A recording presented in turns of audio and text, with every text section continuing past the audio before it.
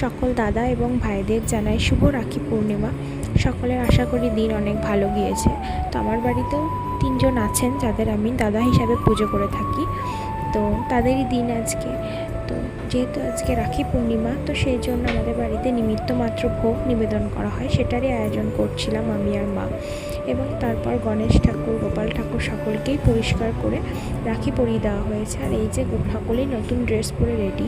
আমাদের বাড়িতে যেহেতু মহিলাদের দ্বারা গোপাল ঠাকুরকে স্পর্শ করা হয় না, তাই ঠাকুরমশাই পরে দিলেন। এবং পুজো হয়ে যাওয়ার পর এই যে আমার প্রতিদিনের কাজ গীতা পাঠ, সেটাই করে নিচ্ছিলাম। তারপর বজরংবলীকে আমার মনের মতন করে পুজো করে নিয়েছি এবং পুজো হয়ে যাওয়ার পর তারপর প্রসাদ গ্রহণ করেছিলাম। তো আমি এখন ভিডিও অনেক কম দিতে পারি, তো তাও চেষ্টা করছি একটু একটু করে দেওয়ার। তোমরা পাশে থেকো এবং আমার ভিডিও দেখো। ভালো লাগলে লাইক, শেয়ার, সাবস্ক্রাইব করো। চলো, টাটা।